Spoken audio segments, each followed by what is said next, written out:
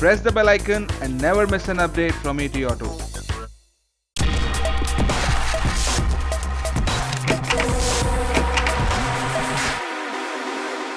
As you see, automobile industry is fast moving away from nut bolt and hardware to software. With autonomous electrification and connected, the landscape of automobile industry is going to completely change. And what could be a better person than Microsoft COO, Mr. Meetul Patel. Welcome to ETAuto. Great, thank you. We see a lot of change happening in automotive industry. The mega trends suggest that there is a lot of scope for software companies to enhance their impact in the industry. How do you look at the industry 10 years down the line? Yeah. No, I think you're absolutely right. We're living in a world of digitization, and almost everything is becoming digital now, and cars are not any different. As you mentioned, connected cars are going to become the norm, electrical cars are going to become the norm. And so we see the car as effectively becoming a computer in 10 or 15 years. It has so much information and data that it collects and uses constantly. Some estimates say that cars will be able to create almost 25 terabytes of data every single hour. And that information can be used for so many different purposes. It can be used to help drivers avoid accidents. It can help people in the car get to destinations more efficiently than before. It can provide entertainment within a car itself. And so we see 10 years from now, cars having a very different purpose almost. It's a transportation vehicle, but it's also an entertainment vehicle. It's also something that allows people to live a lifestyle that they may not have had before with the power of the data that comes in. So you guys are the nodal point for automotive industry when it comes to the connected or software platforms that is going to come into car, that you rightly said cars are going to be computer or car. So what are the key demands that you see coming up from automotive industry? What are the key trends? What are they looking at when they think of connected car? What is the shape actually for my readers and viewers understanding that we are going to see? Yeah, so think about it. Auto manufacturers for the longest time have been expert in designing cars, manufacturing them, etc. They're not data companies. They're not information technology companies. And so as they enter this world where their physical world interacts with the digital world, they're looking for a partner to help them provide that part of the portfolio that they didn't necessarily have before. And that's where Microsoft comes in. Our role in this ecosystem is to say, you keep building cars, you keep owning and giving the customer incredible experiences. Our role is to provide you with the tools and technologies to provide those new experiences in a digital world. So think about some of the things that are really important. I talked about lots of data being collected. That data needs to be stored somewhere. It needs to be processed somewhere. Artificial intelligence has to make sense of that information. It needs to be shared back to cars and to people within those cars. And we provide all of that infrastructure to be able to do that now. So you're talking about data. These all big data certainly will help, as you mentioned, in providing safety to the driver as well the passenger, even on the pedestrian who are walking. Probably it can notice and react according to the data, radar, sensor, a lot of things happening. I want to understand going forward, if there are convenience, security, safety coming up, there is equally problem of hacking. A lot of things have been reported. So what the companies like yourself is working towards protecting the car from hacking, how it is progressing? Critical component. We're going to have billions and billions of devices and sensors connecting all sorts of people and things, and security becomes paramount. So Microsoft has security embedded in everything it does from a technology perspective. For example, we recently launched what we call Azure Sphere.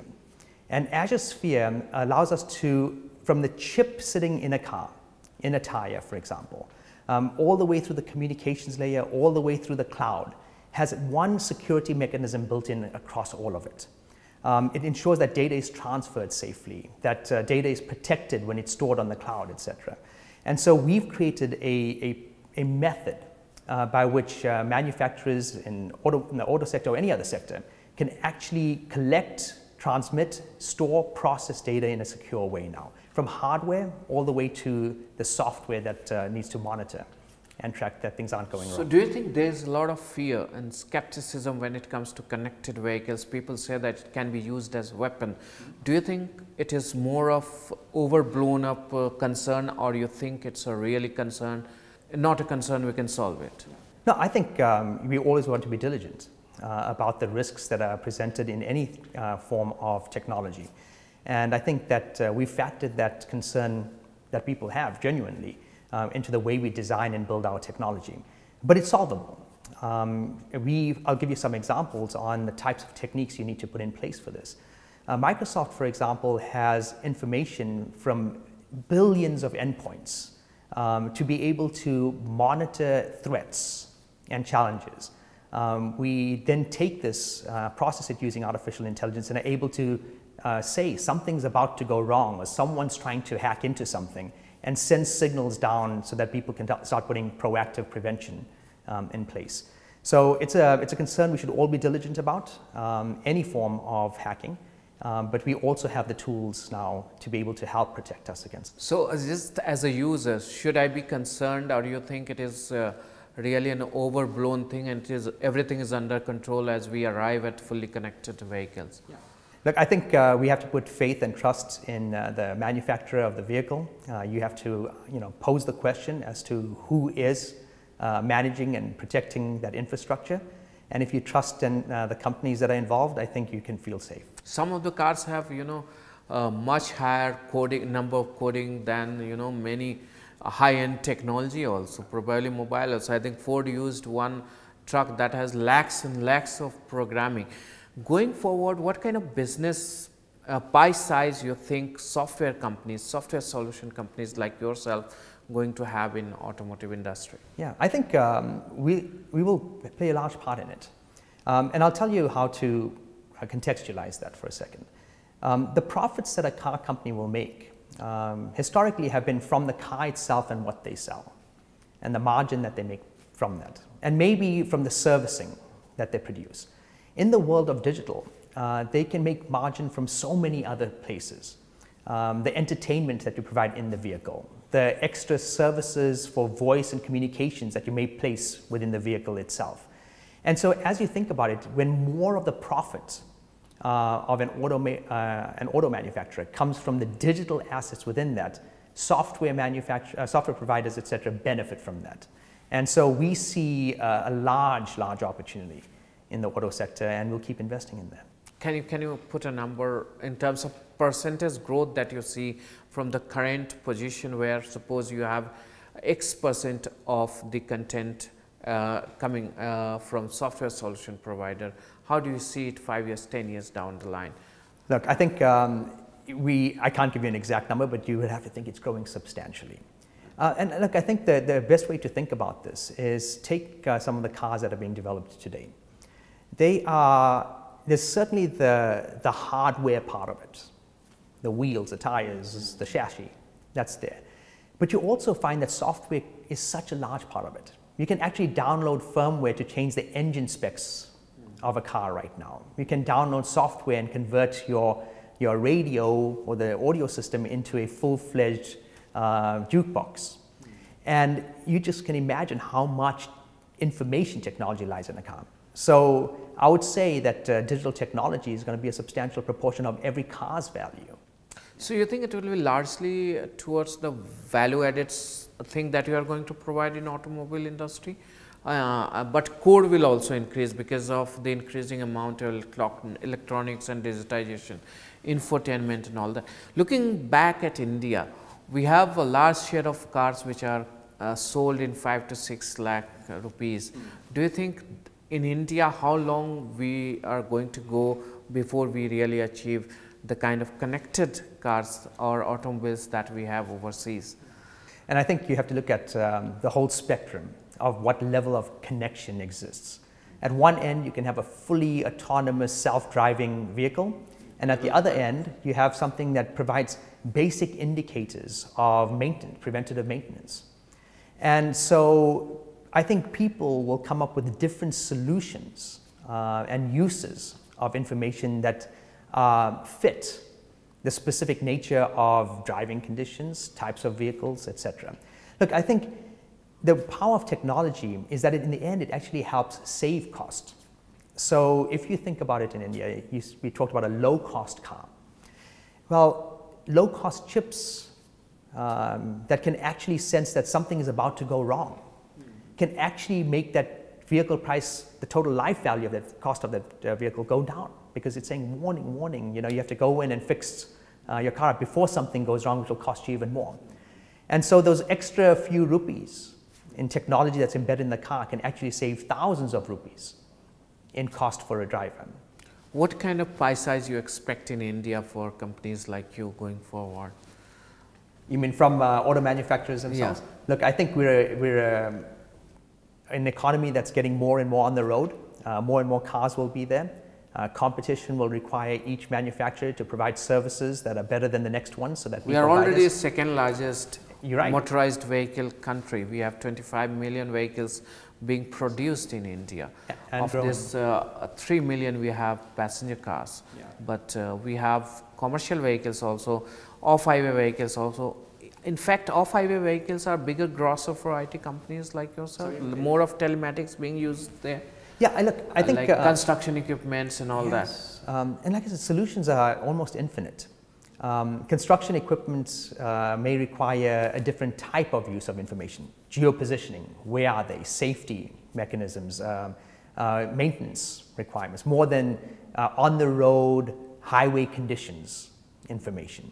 So what we're seeing in India, and this is what I think the power of our platform is, Microsoft's creating a platform that entrepreneurs, existing auto manufacturers, parts providers can use to create innovative new solutions. So we're only beginning to see what all of that entrepreneurial spirit in India will use this technology for. I actually foresee a time now where India's unique conditions and requirements, from pricing to road conditions, will be able to spawn off startups and legacy companies that will say, here's some solution. And by the way, it's a software-based solution. This solution can actually be used in other parts of the world. And so in the old days, or current days, you could say that Make in India would have been create a part that can be used in a manufacturer somewhere overseas. Down the road, it would be, we've created an incredible piece of software that can actually be used in cars around the world. And that can be developed right here. Let me put a straight question. How important is automotive industry for Microsoft in India financially, strategically, and future growth? Look, Microsoft plays in so many different spaces, but it is an area that we've prioritized. So it is materially important to us. We have teams in place that are supporting them. We've spent a great deal of time with customers and partners trying to build out the ecosystem. We see it being a meaningful part of our business, and we'll continue to invest in that area. So Indian automotive industry is about to take off. Are you going to hire more engineers for IoT solutions that could support automotive as well as other industries? Look, I think Microsoft's got a big play in IoT. We continue to invest in that area in terms of engineering and technology capability. Our cloud infrastructure that is incredibly massive is designed to support that as well. And so I think we'll just keep seeing that investment being beneficial to India and support the growth. What's your hiring plan for India in this space? How many workforce are you going to add in? See, I think this is where we're, it's probably the wrong metric in terms of how many people you'll hire to kind of target a market. This is a world where entire ecosystems come together. Knowledge flows from one end of the world to another end of the world, and it's in the form of data and bytes, not in terms of pure coders and developers sitting in one geography. In fact, geo-restriction can prevent innovation itself from coming about. So we will keep investing a great deal. And like I said, it's a very non-digital viewpoint of local investment. Microsoft will keep investing substantially in the area of IoT. We'll continue to do that. And I'm sure all of that benefit will come to India. What are the trends in connected space globally, and how do you see the market size increasing globally, as well as if you have any idea on Indian market as well? Look, it's really exciting. Worldwide, I'd say right now, only about a quarter, 25% of vehicles are connected in some way or form. And within the next decade or so, almost 100% will be. And right there, you can see a quadrupling of the markets in the next decade. But what will make it even bigger is the fact that the types of services and the types of usage of information in each car will grow so much that all of this growth will be multiplied even further. And for India, I'd say, think about it, our penetration is even lower. And I don't think 10, 15 years from now, we'll be looking and saying that all of our cars are not connected either in some way or form. And so the growth can only be higher. So when we talk about connected, there are levels of connected cars, okay? So in mature countries, you have a high level of connected content. And in India, what will be the current level of connected, even if we have a minuscule amount of vehicles which are, and how globally it is? I mean, it's an interesting question that you can put a scale of connectedness, and maybe 10 being a completely self-driven autonomous car, and one being, like level 5. And level 1 can be, we have some sensors in the car, tire that can give us a view of the pressure and the wear and tear on a vehicle. I'd say India is in the 1-ish, 2-ish range, but there's been great interest in manufacturers that are coming up with innovations, startups coming up with innovations that will quickly move it up the path. Fully autonomous driving vehicles in our conditions may take a little longer, but don't rule it out, the day will come. Do you think electrification will further push in the demand for connected, because you will have more ECUs and everything? Yeah, I think so. I think electric cars have one really interesting characteristic. Software can actually optimize performance in a much bigger way. These cars can, their features and capabilities can be managed through software itself. And so I'm sure that they'll have a higher percentage of digital assets within them. Even in maintenance and after sales, you think there will be huge jump for software requirement there, right? Tremendous. In terms of preventive maintenance, the amount of battery life left is a function of very specific driving conditions by the driver, the road conditions, etc. And so the artificial intelligence that can say, look, you're only 2 hours away from being depleted, while someone else is 2 hours and 20 minutes away, will be a really important capability that cars will have. And that comes from the power of AI and data sitting within a car. Thank you so much. Interesting times are coming up. Hope to see automobile landscape changing with a lot of software. Thank you so much. Great, thank you. Thank you.